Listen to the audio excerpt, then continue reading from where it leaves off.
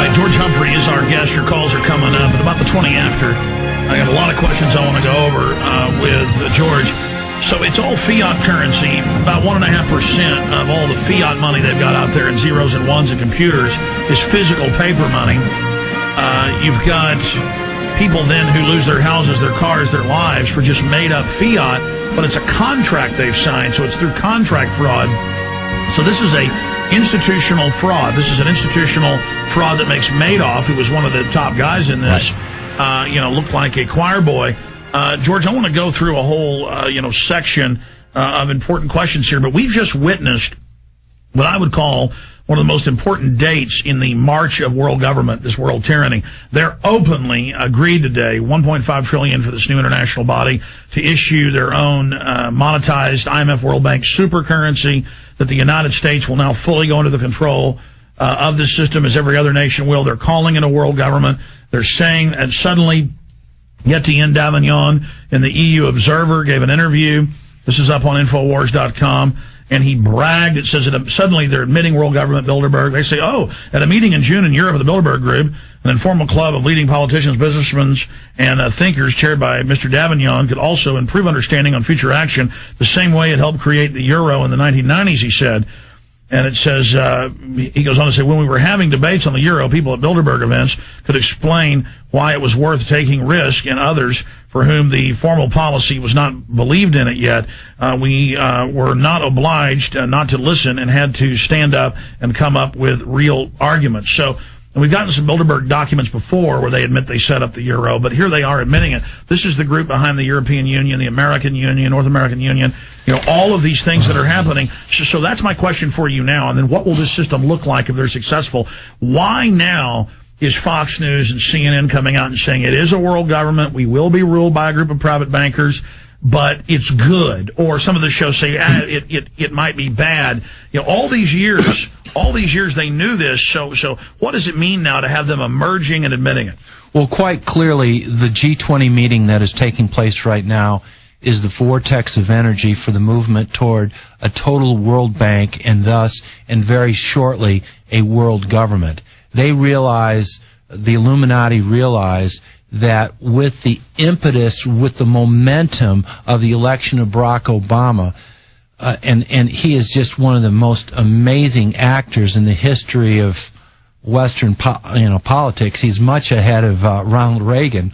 Is that they have to act very, very quickly, because very, very quickly also the people of this world are waking up to the reality of the facade and the deception of Obama and his administration. And you and I have been aware of this for a long, long, long time, is that their tentacles are going out further and further and further, and that this G20 meeting is nothing more than creating a world bank right now. Now, if that happens, and the United States dollar no longer is the reserve currency of this world, Katie, bar the door for all the families, for all the businesses, for all the people of the United States. We have prospered for the last 50 years because the U.S. dollar was the reserve currency. And because of massive, massive greed, because of massive incompetence, because of theft, and because of every sort of shenanigans you can think of, the U.S. Treasury and the Fed have completely and 100% debased not only the economy of this nation, but the retirements and the future, economic future for the people of this country. This is really, really big stuff, friends. And this situation is so much bigger than 99% of the people in this country understand. Well, the elite admit this is a world revolution, a scientific dictatorship. Let's come back, run through a laundry list of important questions I've got for you, then take calls for the balance of this transmission. Right here on the one, the only GCN Radio Network. George Humphrey in studio. I'm Alex Jones. Alex Jones.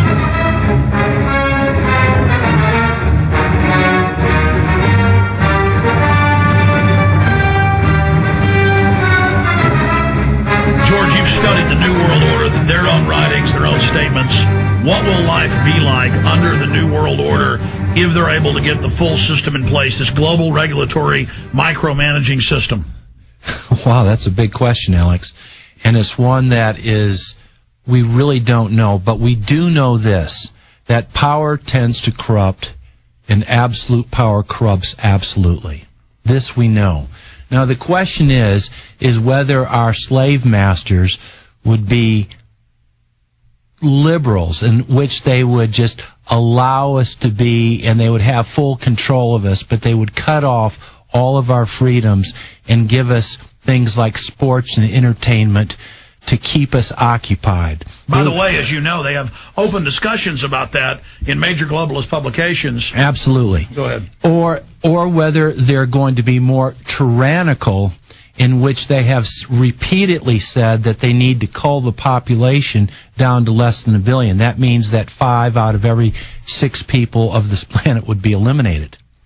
Now, when you think about these concepts, they seem so far out. How could somebody like Barack Obama, who seems to have such kind eyes, be part of this? But all we have to do is go back in history, not 5,000 years or 2,000 years or even 500 years, but just in the last century. When Stalin came in, he eliminated over 25 million people of his own nation. He completely closed off the Ukraine and starved to death 14 million Russians because they weren't going along with his policies.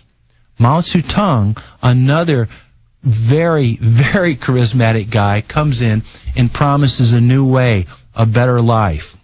5 years later, 55 to 60 million educated and working Chinese people had been exterminated.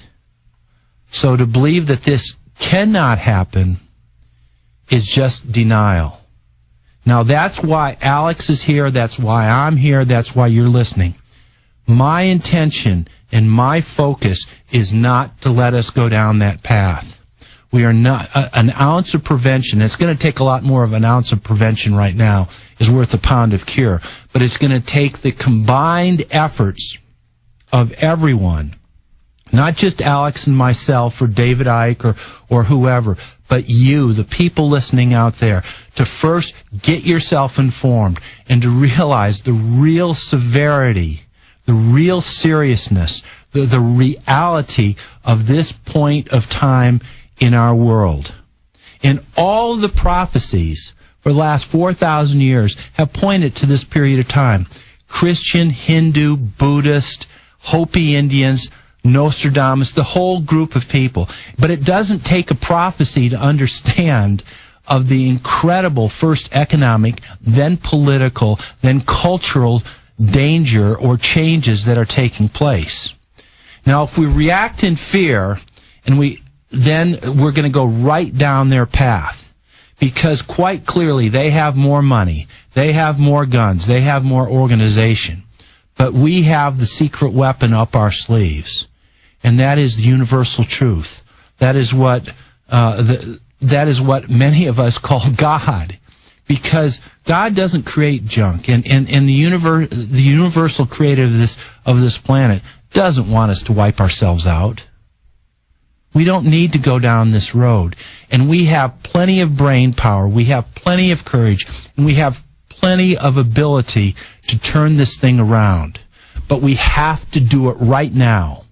And it starts with correct information. Then it takes a determination that you are going to stand up for what is right and just, and to connect with your friends, your family, your coworkers, to educate them. And then it is to organize people. And we have the Constitution, the Republic, history on our side. We are not the bad guys in this situation. That's right. The globalists have been able to take over Russia with no history of freedom, China and others. It's going to be a lot tougher. That's why they've moved slower. They've incrementally tried to federalize little local areas. They've tried to slowly twist us, and I don't see them getting away with this too easily. Can you speak specifically to the issue that so many people before us, and then today and what we've been doing for the last 15 years or so, you longer, the fact that we did read the globalist documents, we did warn people, the power of the fact that we planted those seeds, they're now sprouting. There's never been such an awakening. And planting seeds now, people, some of them won't listen. But as the next phase of what we say comes true, because we have their own blueprint, then our credibility gets even greater, and that in that is going to be our victory. It doesn't mean we're not going to go deep into the battle in the arena. Doesn't mean a lot of us aren't going to make it through this.